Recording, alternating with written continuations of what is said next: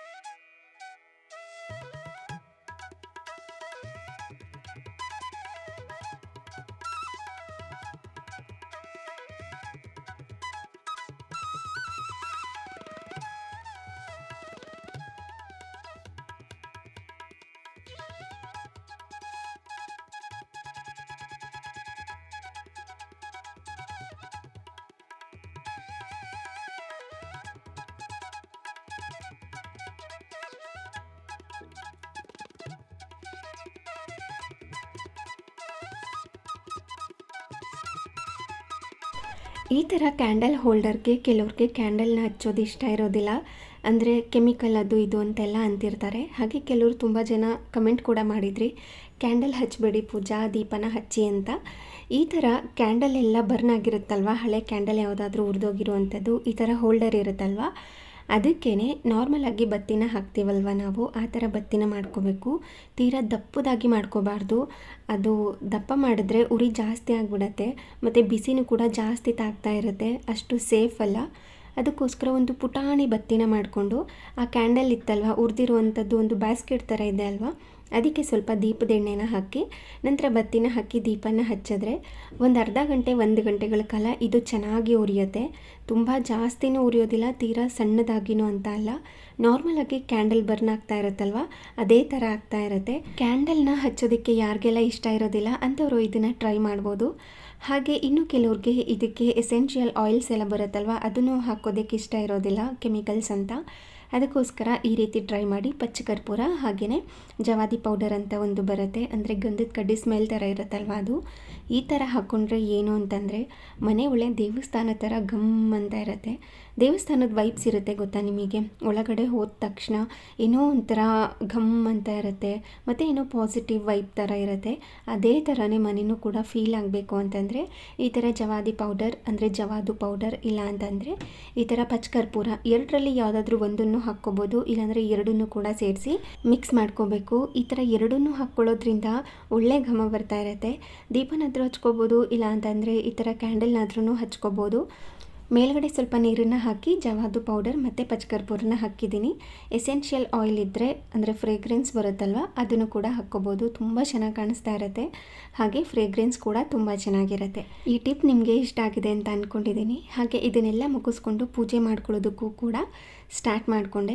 ತುಂಬ ಜನ ಕೇಳಿದ್ರಿ ಡೈಲಿ ಧೂಪ ಹಾಕ್ತೀರಾ ಪೂಜಾ ಅಂತ. ಡೈಲಿ ಹಾಕೋದಿಲ್ಲ, ಡೈಲಿ ಹಾಕ್ತೀನಿ. ಒಂದು ಪುಟಾಣಿ ಧೂಪ ಬರುತ್ತಲ್ವ ಅಂಗಡಿಗಳಲ್ಲಿ ಸಿಗುತ್ತಲ್ವ, ಒಂದು ಚಿಕ್ಕದು ಸೈಕಲ್ ಬ್ರ್ಯಾಂಡ್ದು ಬರುತ್ತಲ್ವ ಅದನ್ನು ಹಾಕೋದು.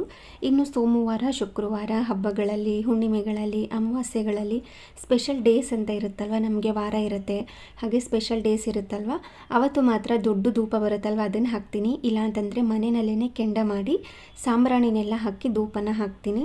ಇದೂ ಅಷ್ಟೇ, ಈ ಥರ ಧೂಪ ಎಲ್ಲ ಹಾಕೋದ್ರಿಂದ ಅಂದರೆ ಸಾಂಬ್ರಾಣಿನೆಲ್ಲ ಹಾಕೋದ್ರಿಂದ ಮನೆನ ಕ್ಲೆನ್ಸ್ ಮಾಡುತ್ತೆ. ಅದು ಪಾಸಿಟಿವ್ ವೈಬ್ಸಿಂದ ಕೂಡಿರುತ್ತೆ. ಅದ್ರ ಘಮನೇ ಬೇರೆ, ನೀವು ಅದನ್ನು ಎಕ್ಸ್ಪೀರಿಯನ್ಸ್ ಮಾಡಿದಾಗ್ಲೇ ಗೊತ್ತಾಗೋದು. ಅಂದರೆ ಡೈಲಿ ಹಾಕಿದ್ರೆ ಒಳ್ಳೆಯದಲ್ಲ ಅಂತ ಹೇಳ್ತಾರೆ. ಅಂದರೆ ಇವಾಗೆಲ್ಲ ಕೆಮಿಕಲ್ಸ್ ಜಾಸ್ತಿ ಬಳಸ್ತಾರೆ, ಅದರಲ್ಲಿ ಬರುವಂತಹ ಹೊಗೆನ ತೊಗೊಂಡ್ರೆ ಬ್ರೀತಿಂಗ್ ಪ್ರಾಬ್ಲಮ್ ಆಗುತ್ತೆ ಅಂತೆಲ್ಲ ಹೇಳ್ತಿರ್ತಾರೆ. ಯಾವುದಾದ್ರೂ ಒಳ್ಳೆ ಬ್ರ್ಯಾಂಡು ಅದು, ಇಲ್ಲ ಅಂತಂದರೆ ಕೆಂಡ ಮಾಡಿ ಮನೆಯಲ್ಲೇ ಸಾಂಬ್ರಾಣಿ ಹಾಕ್ಕೊಂಡ್ರೆ ಅದು ಉತ್ತಮನೇ. ಯಾವಾಗಲಾದ್ರೂ ವಾರಕ್ಕೆ 2ರಿಂದ 3 ಸಾರಿ ಆದ್ರೂ ಈ ರೀತಿ ಮಾಡಿಕೊಂಡ್ರೆ ಮನೆಯೂ ಕೂಡ ತುಂಬ ಚೆನ್ನಾಗಿರುತ್ತೆ, ಮನಸ್ಸು ಕೂಡ ತುಂಬ ಚೆನ್ನಾಗಿರುತ್ತೆ. ಮನೇಲಿ ಎಲ್ಲರೂ ಕೂಡ ಪಾಸಿಟಿವಿಂದ ಕೂಡಿರ್ತಾರೆ ಅಂತ ನನಗನ್ಸುತ್ತೆ. ಅದಕ್ಕೆ ಆಲ್ಮೋಸ್ಟ್ ಬೆಳಿಗ್ಗೆನೇ ಪೂಜೆ ಮಾಡ್ಕೋತೀನಿ. ಕೆಲವೊಂದು ಸಾರಿ ಬೆಳಗ್ಗೆ ಆಗಿರೋದಿಲ್ಲ, ಆವಾಗ ಸಾಯಂಕಾಲ ಮಾಡ್ಕೊಂಡಿರ್ತೀನಿ. ಸಾಯಂಕಾಲ ಅಂತಂದರೆ ಅದು ಕೂಡ 5:30ಯಿಂದ 6:30 ಒಳಗಡೆ ಪೂಜೆನ ಮಾಡ್ತೀನಿ. ಡೈಲಿನೂ ಅಷ್ಟೇ 5:30ಯಿಂದ 6:30 ಒಳಗಡೆ ದೀಪನ ಹಚ್ಚೋದು. ಹಾಗೆ ಇನ್ನು ಪೂಜೆ ಮಾಡುವಾಗ ದೇವ್ರ ನಾಮ, ಅಷ್ಟೋತ್ತರ ಈ ಥರದ್ದೇನಾದ್ರೂ ಹಾಕ್ಕೊಂಡು ಪೂಜೆ ಮಾಡ್ತಾ ಇರ್ತೀವಿ. ಪೂಜೆನ ಮುಗಿಸ್ಕೊಂಡು ಇಲ್ಲಿ ಬ್ರೇಕ್ಫಾಸ್ಟ್ ಮಾಡೋಣ ಅಂತ ಬಂದಿದ್ದೀನಿ. ಬೆಳಗ್ಗೆನೇ ನೀಟಾಗಿ ಈ ಕಡಾಯಿನೆಲ್ಲ ತೊಳೆದು ಸೀಸ್ನಿಂಗ್ ಮಾಡಿ ಇಟ್ಕೊಂಡಿದ್ದೆ, ಅಂದರೆ ಆಯಿಲ್ನೆಲ್ಲ ಹಚ್ಚಿ ಇಟ್ಟಿದ್ದೆ 2 ಸೈಡು. ಅದು ಕಂಪ್ಲೀಟಾಗಿ ಕೂಲ್ ಆಗಲಿ ಅಂತ ಇಟ್ಟಿದ್ದೆ. ಇವಾಗ ಇದನ್ನೆಲ್ಲ ಎತ್ತಿಟ್ಕೋಬೇಕು. ಹಾಗೆ ನೆನೆನೆ ಉಪ್ಪಿನಕಾಯಿ ಹಾಕಿದ್ದೆ ಅಲ್ವಾ, ಅದು ನೋಡಿ ಎಷ್ಟು ಚೆನ್ನಾಗಿ ಸಿಟ್ಟಾಗಿದೆ. ಹಾಕಿದಾಗ ನೋಡಿದ್ರಿ ಅಲ್ವಾ, ಒಂಥರ ಡ್ರೈಯಾಗಿ ಅನ್ನಿಸ್ತಾ ಇತ್ತು. ಒಂದು ದಿನ ಬಿಟ್ಟರೆ ಈ ಥರ ಆಗಿರುತ್ತೆ, ಇನ್ನೂ ಒಂದು 4-5 ದಿನ ಬಿಟ್ಟರೆ ಅದು ಇನ್ನೂ ಚೆನ್ನಾಗಿ ಹೊಂದ್ಕೊಂಡಿರುತ್ತೆ. ಉಪ್ಪು ಖಾರ ಮಸಾಲೆ ಎಲ್ಲ ಆ ಹಿರಳಿಕಾಯಿ ಇದೆ ಅಲ್ವಾ ಅದಕ್ಕೆಲ್ಲ ಚೆನ್ನಾಗಿ ಹಿಡ್ದಿರುತ್ತೆ, ಇನ್ನೂ ಚೆನ್ನಾಗಿ ಕಾಣಿಸುತ್ತೆ. ಹಾಗೆ ಟೇಸ್ಟ್ ಕೂಡ ತುಂಬ ಚೆನ್ನಾಗಿರುತ್ತೆ. ಇನ್ನು ಪೂಜೆ ಎಲ್ಲ ಮುಗಿಸಿದ ನಂತರ ಮೊದಲು ಮಾಡೋ ಕೆಲಸನೇ ಹೊಟ್ಟೆ ತುಂಬ ನೀರು ಕುಡಿತೀನಿ. ನೀರು ತುಂಬ ಮುಖ್ಯ ದೇಹಕ್ಕೆ. ಮೊದಲು ನೀರು ಮತ್ತು ನಿದ್ದೆ, ದೇಹಕ್ಕೆ ಇವೆರಡು ಚೆನ್ನಾಗಿ ಆಗ್ಬಿಡ್ತು ಅಂತ ಅಂದರೆ ನಮ್ಮ ಆರೋಗ್ಯ ತುಂಬಾ ಚೆನ್ನಾಗಿರುತ್ತೆ. ಕೆಲವ್ರು ಈ ನಡುವೆ ನಿದ್ದೆನೇ ಮಾಡೋದಿಲ್ಲ, ಒಂದು 5 ಗಂಟೆ ಒಂದು 4 ಗಂಟೆ ನಿದ್ದೆ ಮಾಡಿರ್ತೀರಿ ಅಷ್ಟೇ. 8 ಗಂಟೆಗಳ ಕಾಲ ನಿದ್ದೆ ಮಾಡಲೇಬೇಕು, ಆವಾಗಲೇ ನಮಗೆ ತಲೆನೋವಾಗಿರ್ಬೋದು ಅದೆಲ್ಲ ಬರೋದಿಲ್ಲ. ಮೈಂಡು ಕೂಡ ಆ್ಯಕ್ಟಿವ್ ಆಗಿರುತ್ತೆ, ದೇಹನೂ ಕೂಡ ಆ್ಯಕ್ಟಿವ್ ಆಗಿರುತ್ತೆ. ಆದಷ್ಟು ಚೆನ್ನಾಗಿ ನೀರು ಕುಡೀರಿ, ಹಾಗೆಯೇ ಕಣ್ಣು ತುಂಬ ನಿದ್ದೆ ಮಾಡಿ. ಯಾವಾಗ ನಿದ್ದೆ ಬರುತ್ತೋ ನಿಮಗೆ ಆ ಟೈಮ್ನಲ್ಲಿ ನಿದ್ದೆ ಮಾಡ್ಕೊಂಬಿಡಿ, ಬೇಕು ಅಂದಾಗ ನಿದ್ದೆ ಬರೋದಿಲ್ಲ. ಅದಕ್ಕೋಸ್ಕರ ನಾನು ಮನೇಲಿ ಇರ್ತೀನಲ್ವ, ಸೊ ಹಾಗಾಗಿ ನನಗೆ ಯಾವಾಗ ನಿದ್ದೆ ಬರುತ್ತೋ ಆವಾಗ ಮಾಡ್ತೀನಿ. ನೈಟ್ ಟೈಮು ಪ್ರಾಪರಾಗಿ ನಿದ್ದೆ ಬರೋದಿಲ್ಲ, ಮೊಬೈಲೆಲ್ಲ ನೋಡ್ತಿರ್ತೀವಲ್ವ, ಅದನ್ನು ಕಂಟ್ರೋಲ್ ಮಾಡ್ಕೋಬೇಕು ಅಂತ ಅಂದ್ಕೊಂಡಿದ್ದೀನಿ. ಆದ್ರೂ ಮಲ್ಕೊಳ್ಳೋ ಅಷ್ಟರಲ್ಲಿ 12 o'clock ಅಷ್ಟು ಆಗಿಬಿಡುತ್ತೆ. ಈ ನಡುವೆ ಅಂತೂ ಎಡಿಟಿಂಗ್ ಮಾಡ್ತಾಯಿರ್ತೀನಿ, ಇನ್ನೇನಾದರೂ ಮಾಡ್ತಾಯಿರ್ತೀನಿ. ಆ ಟೈಮ್ನಲ್ಲಿ ಪ್ರಾಪರಾಗಿ ನಿದ್ದೆ ಆಗಿರೋದಿಲ್ಲ. ಇನ್ನು ಬೆಳಿಗ್ಗೆ ಬೇಗ ಎದ್ದಿರ್ತೀನಲ್ವ, ಅದಕ್ಕೋಸ್ಕರ ಮಧ್ಯಾಹ್ನ ಟೈಮ್ನಲ್ಲಿ ಒಂದು ಸ್ವಲ್ಪ ಹೊತ್ತು ಮಲ್ಕೊಂಡಿರ್ತೀನಿ. ಆವಾಗ ಏನು ನಿದ್ದೆ ಶಾರ್ಟೇಜ್ ಆಗಿತ್ತೋ ಅದನ್ನು ಅಲ್ಲಿ ನಾನು ಫುಲ್ಫಿಲ್ ಮಾಡ್ಕೋತೀನಿ. ಅದಕ್ಕೋಸ್ಕರ ನಿದ್ದೆ ಚೆನ್ನಾಗಾಗಬೇಕು. ನಿದ್ದೆ ಮಾಡಿಲ್ಲ ಅಂದರೆ ನನಗೆ ಎಷ್ಟು ತಲೆನೋವು ಬರುತ್ತೆ ಅಂತ ಅಂದರೆ ಯಾವ ಕೆಲಸನೂ ಮಾಡೋದಕ್ಕಾಗೋದಿಲ್ಲ, ಆ ಥರ ಆಗಿಬಿಡುತ್ತೆ. ಹಾಗೆ ಇಲ್ಲಿ ಕಾಫಿನೂ ಕೂಡ ಮಾಡ್ತಾಯಿದ್ದೀನಿ. ಕೆಲವೊಂದು ಸಾರಿ ಬೆಳಗ್ಗೆ ಬೇಗ ಇದ್ದಾಗ ಕಾಫಿ ಕುಡಿಬೇಕು ಅಂತ ಅನ್ನಿಸ್ತಾ ಇರುತ್ತೆ. ಇಲ್ಲಾಂದರೆ ಬಿಸಿ ನೀರಾದ್ರೂ ಪರವಾಗಿಲ್ಲ, ಇಲ್ಲಾಂದರೆ ಯಾವುದಾದ್ರೂ ಒಂದು ಮಾರ್ನಿಂಗ್ ಡ್ರಿಂಕ್ ಮಾಡ್ಕೊಂಡು ಕುಡ್ದಿರ್ತೀನಿ. ಇಲ್ಲ ಅಂದರೆ ಕೆಲವೊಂದು ಸಾರಿ ಕಾಫಿನ ಕುಡ್ದಿರ್ತೀನಿ. ಇವತ್ತು ಯಾಕೋ ಕಾಫಿ ಕುಡಿಬೇಕು ಅನಿಸ್ತಾ ಇತ್ತು, ಅದಕ್ಕೋಸ್ಕರ ಕಾಫಿನೇ ಮಾಡ್ಕೋತಾ ಇದ್ದೀನಿ. ಸ್ವಲ್ಪ ಸ್ಟ್ರಾಂಗಾಗೇ ಹಾಲನ್ನು ಕೂಡ ಕಾಯಲಿಕ್ಕೆ ಇಟ್ಟಿದ್ದೆ, ಅದು ಕೂಡ ಕಾದಿತ್ತು.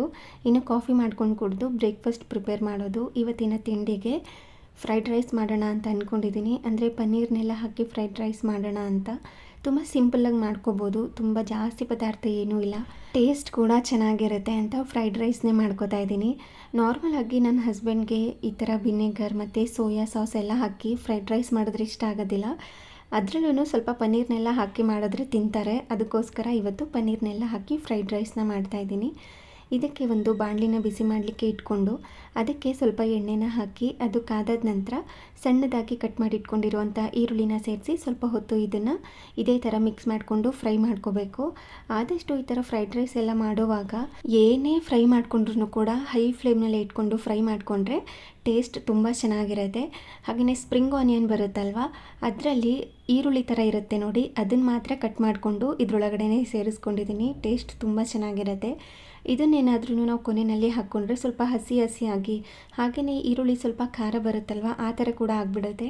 ಅದಕ್ಕೋಸ್ಕರ ಒಗ್ಗರಣೆಗೆ ಹಾಕಿ ಇನ್ನು ಗ್ರೀನ್ ಕಲರ್ ಸ್ಪ್ರಿಂಗ್ ಆನಿಯನ್ ಇರುತ್ತಲ್ವ, ಅದನ್ನು ಕೊನೆಯಲ್ಲಿ ಸೇರಿಸ್ಕೋತೀನಿ. ಈರುಳ್ಳಿನ ಸ್ವಲ್ಪ ಹೊತ್ತು ಹೈ ಫ್ಲೇಮ್ನಲ್ಲಿ ಇಟ್ಕೊಂಡು ಫ್ರೈ ಮಾಡ್ಕೊಂಡಿದ್ದ ನಂತರ ಸಣ್ಣದಾಗಿ ಕಟ್ ಮಾಡಿ ಇಟ್ಕೊಂಡಿರುವಂಥ ಬೀನ್ಸ್ನ ಹಾಕಿ, ಹಾಗೆಯೇ ಸಣ್ಣದಾಗಿ ಉದ್ದುದ್ದಾಗಿ ಕಟ್ ಮಾಡಿ ಇಟ್ಕೊಂಡಿರುವಂತಹ ಕ್ಯಾರೆಟ್ ಸಹ ಕೂಡ ಹಾಕಿ ಮತ್ತು ಇದನ್ನು ಹೈ ಫ್ಲೇಮ್ನಲ್ಲೇ ಇಟ್ಕೊಂಡು ಫ್ರೈ ಮಾಡ್ಕೊತಾ ಇದ್ದೀನಿ. ಹಾಗೆಯೇ ಮಧ್ಯದಲ್ಲಿ ಸ್ವಲ್ಪ ಉಪ್ಪನ್ನು ಕೂಡ ಸೇರಿಸ್ಕೊಂಡು ಫ್ರೈ ಮಾಡ್ಕೊತಾ ಇದ್ದೀನಿ. ನಾನು ಇದಕ್ಕೆ ಶುಂಠಿ ಬೆಳ್ಳುಳ್ಳಿ ಪೇಸ್ಟ್ ಏನೂ ಹಾಕ್ಕೊಂಡಿಲ್ಲ, ತುಂಬ ಸಿಂಪಲಾಗಿ ಮಾಡ್ತಾ ಇರೋವಂಥ ಫ್ರೈಡ್ ರೈಸ್ ಇದು. ಬೇಕಿದ್ರೆ ನೀವು ಒಮ್ಮೆ ಟ್ರೈ ಮಾಡಿ. ಫ್ರೈಡ್ ರೈಸ್ನ ಮಾಡೋವಾಗ ಸಣ್ಣದಾಗಿ ಕಟ್ ಮಾಡಿ ಇಟ್ಕೊಂಡಿರುವಂಥ ಶುಂಠಿ ಬೆಳ್ಳುಳ್ಳಿನ ಹಾಕಿ ಟ್ರೈ ಮಾಡಿ. ಒಂದು ಸಾರಿ ಶುಂಠಿ ಬೆಳ್ಳುಳ್ಳಿ ಪೇಸ್ಟನ್ನ ಹಾಕಿ ಟ್ರೈ ಮಾಡಿ, ಇನ್ನೊಂದು ಸಾರಿ ಶುಂಠಿ ಬೆಳ್ಳುಳ್ಳಿ ಪೇಸ್ಟನ್ನ ಸ್ಕಿಪ್ ಮಾಡ್ಕೊಂಡು ಮಾಡಿ. ನಿಮಗೆ ಜಾಸ್ತಿ ಯಾವ್ದು ಇಷ್ಟ ಆಗುತ್ತೆ ಅಂತಂದರೆ ಶುಂಠಿ ಬೆಳ್ಳುಳ್ಳಿ ಹಾಕ್ತೇನೆ ಮಾಡಿರ್ತೀವಲ್ವ ಫ್ರೈಡ್ ರೈಸ್, ಅದೇ ಇಷ್ಟ ಆಗಿರುತ್ತೆ. ನಮ್ಮನೆಯಲ್ಲೂ ಕೂಡ ಅದೇ ಇಷ್ಟಪಡ್ತಾರೆ. ಕೆಲವು ಸಾರಿ ಜಾಸ್ತಿ ಮಸಾಲೆ ಬೇಕು ಅಂದರೆ ಹಿಂದಿನ ದಿನ ಯಾವುದೇ ಥರ ಮಸಾಲೆ ತಿಂದಿಲ್ಲ ಅಂತಂದರೆ ಇದಕ್ಕೆ ಶುಂಠಿ ಬೆಳ್ಳುಳ್ಳಿ ಪೇಸ್ಟನ್ನು ಹಾಕಿ ಮಾಡಿರ್ತೀನಿ. ಇನ್ ಕೇಸ್ ಏನಾದರೂ ನಿನ್ನೆ ಜಾಸ್ತಿ ಮಸಾಲೆ ಆಗಿತ್ತು ಅಂದರೆ ಸ್ಕಿಪ್ ಮಾಡ್ಕೋತೀನಿ ಅಷ್ಟೇ. ತರಕಾರಿನ ಸ್ವಲ್ಪ ಹೊತ್ತು ಫ್ರೈ ಮಾಡ್ಕೊಂಡಿದ್ದ ನಂತರ ಅದಕ್ಕೆ ಸ್ವಲ್ಪ ಕಟ್ ಮಾಡಿ ಇಟ್ಕೊಂಡಿರುವಂತಹ ಕ್ಯಾಪ್ಸಿಕಮ್ ಕೂಡ ಸೇರಿಸ್ಕೊಂಡು ಮತ್ತೆ ಅದನ್ನು ಹೈ ಫ್ಲೇಮ್ನಲ್ಲಿ ಇಟ್ಕೊಂಡು ಫ್ರೈ ಮಾಡ್ಕೊಂಡಿದ್ದೀನಿ. ನಂತರ ಅದಕ್ಕೆ ಸ್ವಲ್ಪ ಪನ್ನೀರನ್ನ ತುರಿದು ಸೇರಿಸ್ಕೊಂಡಿದ್ದೀನಿ. ನಿಮಗೆ ತುರಿಯೋದಕ್ಕೆ ಬೇಡ ಅಂತಂದರೆ ಸಣ್ಣದಾಗಿ ಕಟ್ ಮಾಡಿಕೊಂಡು ಕೂಡ ಸೇರಿಸ್ಕೋಬೋದು, ಇಲ್ಲ ಕೈಯಿಂದನೇ ಚೆನ್ನಾಗಿ ಮ್ಯಾಶ್ ಮಾಡಿಕೊಂಡು ಕೂಡ ಸೇರಿಸ್ಕೋಬೋದು. ಆದರೆ ನಾನಿಲ್ಲಿ ತುರಿದು ಸೇರಿಸಿಟ್ಕೊಂಡಿದ್ದೀನಿ. ಅದಾದ ನಂತರ ಪುಡಿ ಪುಡಿಯಾಗಿ ಮಾಡಿಟ್ಕೊಂಡಿರುವಂಥ ಅನ್ನನ ಹಾಕಿ ಅದ್ರ ಮೇಲೆ ಅರ್ಧ ಸ್ಪೂನಷ್ಟು ಮಾತ್ರ ಸೋಯಾ ಸಾಸ್ನ ಸೇರಿಸ್ಕೊಂಡಿದ್ದೀನಿ. ಅರ್ಧ ಸ್ಪೂನ್ ಕೂಡ ಇಲ್ಲ, ಒಂದು 1/4 ಸ್ಪೂನಷ್ಟು ಇದೆ ಅಷ್ಟೇ. ಹಾಗೆಯೇ 1/4 ಸ್ಪೂನಷ್ಟು ವಿನೆಗರ್ ಬೇಡ ಅಂತಂದರೆ ನೀವು ನಿಂಬೆಹಣ್ಣಿನ ರಸ ಕೂಡ ಹಾಕ್ಕೋಬೋದು. ಆದರೆ ಈ ಫ್ರೈಡ್ ರೈಸ್ಗೆಲ್ಲ ಇವೆರಡು ಹಾಕ್ಕೊಂಡ್ರೇ ಚೆನ್ನಾಗಿರುತ್ತೆ, ಅದಕ್ಕೋಸ್ಕರ ಸೇರಿಸ್ಕೊಂಡಿದ್ದೀನಿ. ಅದಾದ ನಂತರ ಸ್ವಲ್ಪ ಬ್ಲ್ಯಾಕ್ ಪೆಪ್ಪರ್ ಪೌಡರ್, ರುಚಿಗೆ ತಕ್ಕಷ್ಟು ಉಪ್ಪು, ಹಾಗೆ ಸ್ವಲ್ಪ ಜೀರಿಗೆ ಪುಡಿನ ಹಾಕಿ, ಬೇಕು ಅಂದರೆ ಕೊನೆಯಲ್ಲಿ ಇದಕ್ಕೆ ಕೊತ್ತಂಬರಿ ಸೊಪ್ಪನ್ನು ಹಾಕ್ಕೋಬೋದು. ನಾನು ಹಾಕ್ಕೊಂಡಿಲ್ಲ. ಆದರೆ ಸ್ಪ್ರಿಂಗ್ ಆನಿಯನ್ ಕಟ್ ಮಾಡಿ ಇಟ್ಕೊಂಡಿದ್ದೆ ಅಲ್ವಾ, ಅದನ್ನು ಇದರೊಳಗಡೆ ಸೇರಿಸ್ಕೊತಾ ಇದ್ದೀನಿ. ಗ್ರೀನ್ ಕಲರ್ ಇದೆ ಅಲ್ವಾ, ಅದು ಈ ಥರ ಫ್ರೈಡ್ ರೈಸ್ಗೆಲ್ಲ ಸ್ಪ್ರಿಂಗ್ ಆನಿಯನ್ ಹಾಕ್ಕೊಂಡ್ರೇ ಟೇಸ್ಟ್ ಬರೋದು. ಒಮ್ಮೆ ಟ್ರೈ ಮಾಡಿ. ಇದನ್ನೆಲ್ಲ ಹಾಕಿ ತುಂಬ ಸಿಂಪಲ್ಲಾಗಿ ಮಾಡ್ಕೊಳ್ಳುವಂಥ ಫ್ರೈಡ್ ರೈಸ್ ಇದು. ಸಿಕ್ಕಾಪಟ್ಟೆ ಚೆನ್ನಾಗಿರುತ್ತೆ. ಇದನ್ನು ಹಾಗೆ ಕೂಡ ತಿನ್ಬೋದು, ಇಲ್ಲಾಂದರೆ ಟೊಮ್ಯಾಟೊ ಕೆಚಪ್ ಜೊತೆ ತಿನ್ಬೋದು. ಕೆಲವು ಸಾರಿ ಈ ಥರ ಸಾಸಸ್ ಎಲ್ಲ ಹಾಕಿ ಮಾಡಿದ್ರೆ, ಇನ್ನು ಕೆಲವು ಸಾರಿ ಯಾವುದೇ ಥರ ಸಾಸ್ನ ಬಳಸ್ದೇ ಗೊಜ್ಜು ಥರ ಮಾಡ್ತೀವಲ್ವ, ಆದರೆ ನಾರ್ಮಲ್ ಆಗಿ ನಾವು ಗೊಜ್ಜು ಮಾಡ್ತೀವಲ್ವ ಚಿತ್ರಾನ್ನಕ್ಕೆಲ್ಲ, ಆ ಥರ ಮಾಡಿಕೊಂಡು ಕೂಡ ನಾವು ಫ್ರೈಡ್ ರೈಸ್ನ ಮಾಡ್ಕೋಬೋದು. ಅಂದರೆ ಒಂಥರ ನಾಟಿ ಸ್ಟೈಲ್ ಫ್ರೈಡ್ ರೈಸ್ ಅನ್ಬೋದು, ಆ ಥರ ಇರುತ್ತೆ. ಅದನ್ನು ಇನ್ಯಾವಾಗಲಾದರೂ ಮಾಡಿದಾಗ ಶೇರ್ ಮಾಡ್ತೀನಿ. ಹಾಗೆ ಇದು ಇವತ್ತಿನ ಬ್ರೇಕ್ಫಾಸ್ಟ್ ಆಗಿತ್ತು. ಬ್ರೇಕ್ಫಾಸ್ಟ್ ಎಲ್ಲ ಮುಗಿಸ್ಕೊಂಡು ಇನ್ನು ನಾರ್ಮಲಾಗಿ ಯೂಟ್ಯೂಬ್ ಕೆಲಸ ಇದ್ದೇ ಇರುತ್ತಲ್ವ, ಅದನ್ನೆಲ್ಲ ಮುಗಿಸ್ಕೊಂಡು ಮಧ್ಯಾಹ್ನ ಲಂಚ್ ಕೂಡ ಮುಗಿಸ್ಕೊಂಡೆ ನಾರ್ಮಲಾಗಿ ಅನ್ನ ಸಾಂಬಾರು ಮಾಡಿದ್ದೆ. ಅದಕ್ಕೋಸ್ಕರ ಏನೂ ಶೇರ್ ಮಾಡಿಲ್ಲ. ಇನ್ನು ಈವ್ನಿಂಗ್ ಸ್ನ್ಯಾಕ್ಸ್ಗೋಸ್ಕರ ಅಂತ ಬೇಬಿಕಾರ್ನಿಂದ ಇದೊಂದು ಸ್ನ್ಯಾಕ್ಸ್ನ ಮಾಡಿದ್ದೆ. ಇದಂತೂ ನಮ್ಮ ಮನೆಯಲ್ಲಿ ಎಲ್ಲರಿಗೂ ಕೂಡ ತುಂಬ ಇಷ್ಟ. ಪ್ರತಿದಿನ ಮಾಡಿಕೊಟ್ರು ಕೂಡ ತಿಂತಾರೆ, ಅಷ್ಟು ಇಷ್ಟಪಟ್ಟು ತಿಂತಾರೆ. ನೀವು ಒಮ್ಮೆ ಇದನ್ನು ಟ್ರೈ ಮಾಡಿ, ತುಂಬ ಸಿಂಪಲಾಗಿ ಮಾಡ್ಕೋಬೋದು ಇದನ್ನು ಕೂಡ. ಇದಕ್ಕೆ ಬೇಬಿಕಾರ್ನ್ ಬೇಕು. ಬೇಬಿಕಾರ್ನ್ನ ಸಣ್ಣದಾಗಿ ಉದ್ದುದಾಗಿ ಕಟ್ ಮಾಡ್ಕೋಬೇಕು. ನಾರ್ಮಲಾಗಿ ನಾವು ಬಜ್ಜಿ ಮಾಡ್ತೀವಲ್ವ, ಬಜ್ಜಿಗೆ 2 ಭಾಗ ಮಾಡ್ಕೊಂಡಿರ್ತೀವಿ. ಆದರೆ ಬೇಬಿಕಾರ್ನ್ ಈ ಥರ ಮಾಡ್ತೀವಲ್ವ, ಇದಕ್ಕೆ 4 ಭಾಗ ಮಾಡ್ಕೋಬೇಕು. ನೀವೇನಾದ್ರೂ 2 ಭಾಗ ಮಾಡ್ಕೊಂಡು ಮಾಡ್ತೀನಿ ಸ್ವಲ್ಪ ದಪ್ಪದಾಗಿರಲಿ ಅಂತಂದರೆ ಇದನ್ನು 2 ಭಾಗ ಮಾಡಿ ಸ್ವಲ್ಪ ಬಿಸಿ ನೀರಲ್ಲಿ ಬೇಯಿಸ್ಕೊಂಡು ಅದಾದ ನಂತರ ಬೇರೆ ಐಟಮ್ಸ್ಗಳನ್ನ ಹಾಕ್ಕೋಬೇಕಾಗುತ್ತೆ. ನೀವೇನಾದ್ರೂ ಇದೇ ಥರ ಸಣ್ಣದಾಗಿ ಉದ್ದುದಾಗಿ ಮಾಡ್ಕೋತೀನಿ ಅಂತ ಅಂದರೆ ಇದನ್ನೇನು ಬೇಯಿಸ್ಕೊಳ್ಳೋ ಅಗತ್ಯ ಇಲ್ಲ, ಡೈರೆಕ್ಟಾಗಿ ಬಳಸ್ಕೋಬೋದು. ನೋಡಿ ಇವಾಗ ನಾನು ಯಾವ ಥರ ಕಟ್ ಮಾಡ್ಕೋತಾ ಇದ್ದೀನಿ ಅಂತ. ಒಂದನ್ನು ಕಟ್ ಮಾಡಿದ್ರೆ ನಿಮಗೆ ಅಲ್ಲೇ ಮಧ್ಯದಲ್ಲೊಂದು ಲೈನ್ ಥರ ಬಂದಿರುತ್ತೆ, ಅದಕ್ಕೆ ನೀವು ಈಸಿಯಾಗಿ ಕಟ್ ಮಾಡ್ಕೋಬೋದು. ಕರೆಕ್ಟಾಗಿ 4 ಭಾಗ ಆಗುತ್ತೆ, ಒಂದು ಕಡೆ ಸಣ್ಣ ಒಂದು ಕಡೆ ದಪ್ಪ ಈ ಥರ ಏನೂ ಆಗೋದಿಲ್ಲ, ಕರೆಕ್ಟಾಗೇ ಆಗಿರುತ್ತೆ. ಈ ಥರ ಬೇಬಿಕಾರ್ನ್ ರೆಸಿಪಿ ನಮ್ಮ ಮನೆಯಲ್ಲಿ ಎಲ್ಲರಿಗೂ ಕೂಡ ಇಷ್ಟ ಆಗುತ್ತೆ. ಒಂದು ಸಾರಿ ಹೋಟೆಲ್ಗೆ ಹೋಗಿದ್ದಾಗ ಬುಟ್ಟ ಸಿಗಾರ್ ಅಂತ ಒಂದನ್ನು ಟ್ರೈ ಮಾಡಿದ್ವಿ. ಟೇಸ್ಟ್ ಎಷ್ಟು ಚೆನ್ನಾಗಿತ್ತು ಅಂದರೆ ಪ್ರೈಸ್ ಕೂಡ ಅಷ್ಟೇ ಚೆನ್ನಾಗಿತ್ತು. ನಾವು ಒಂದು ಬೇಬಿಕಾರ್ನ 4 ಭಾಗ ಮಾಡಿದ್ದೀವಲ್ವ, ಅದರಲ್ಲಿ ಸೇಮ್ 4 ಭಾಗ ಇರುವಂಥದ್ದು, ಅದ್ರ ಜೊತೆ 2 ಪೀಸ್ನ ಹಾಕಿ ಕೊಟ್ಟಿದ್ದರು. ಒಂದು ಶಾರ್ಟ್ ಗ್ಲಾಸ್ಗೆ ಮಯೋನೀಸ್ ಮತ್ತು ಇನ್ನೇನೋ ಸ್ಪೈಸಸ್ ಎಲ್ಲ ಹಾಕಿ ಒಂದೊಂದು ಬುಟ್ಟ ಸಿಗರ್ನ ಒಂದೊಂದು ಶಾರ್ಟ್ ಗ್ಲಾಸ್ ಬರುತ್ತಲ್ವ ಅದಕ್ಕೆ ಪ್ಲೇಸ್ ಮಾಡಿ ಇಟ್ಟಿರ್ತಾರೆ. ಎಷ್ಟು ಚೆನ್ನಾಗಿತ್ತು ಟೇಸ್ಟ್ ಅಂದರೆ ಆ 6 ಪೀಸ್ಗೆ ನಾವು 400 ರುಪೀಸ್ ಏನೋ ಕೊಟ್ಟಿದ್ವಿ. ಸಿಕ್ಕಾಪಟ್ಟೆ ಚೆನ್ನಾಗಿರುತ್ತೆ. ಯಾವಾಗಲಾದ್ರೂ ಬುಟ್ಟ ಸಿಗರ್ ಅಂತ ನೀವೇನಾದ್ರೂ ಹೆಸರನ್ನ ನೋಡಿದ್ರೆ ಒಮ್ಮೆ ಟ್ರೈ ಮಾಡಿ, ನಿಮಗೂ ಕೂಡ ಇಷ್ಟ ಆಗಬಹುದು. ನನಗೆ ಯಾವುದಾದ್ರೂ ಹೋಟೆಲ್ನಲ್ಲಿ ತಿಂದಾಗ ಇಷ್ಟ ಆಗಿತ್ತು ಅಂದರೆ ಅದನ್ನು ಡೆಫಿನೆಟ್ಲಿ ಬಂದು ಮನೆಯಲ್ಲಿ ಟ್ರೈ ಮಾಡ್ತೀನಿ. ಹಾಗೆಯೇ ಇದನ್ನು ಮಾಡ್ಕೊಳ್ಳೋದಕ್ಕೆ ಅಂತ ಒಂದು ಮಿಕ್ಸಿಂಗ್ ಬೌಲ್ಗೆ 1/4 ಕಪ್ನಷ್ಟು ಮೈದಾ ಹಿಟ್ಟು, 2 ಟೇಬಲ್ ಸ್ಪೂನಷ್ಟು ಕಾರ್ನ್ಫ್ಲೋರ್ನ ತೊಗೊಂಡಿದ್ದೀನಿ. ಹಾಗೆಯೇ ಖಾರಕ್ಕೆ ತಕ್ಕಂತೆ ಅಚ್ಕಾರದ ಪುಡಿ, ಸ್ವಲ್ಪ ಗರಂ ಮಸಾಲ, ಹಾಗೆಯೇ ಸ್ವಲ್ಪ ಬ್ಲ್ಯಾಕ್ ಪೆಪ್ಪರ್ ಪೌಡರ್ನ ಹಾಕ್ಕೊಂಡಿದ್ದೀನಿ. ಅದಾದ ನಂತರ ಇದಕ್ಕೆ ಶುಂಠಿ ಬೆಳ್ಳುಳ್ಳಿ ಪೇಸ್ಟ್ ಕೂಡ ಬೇಕು.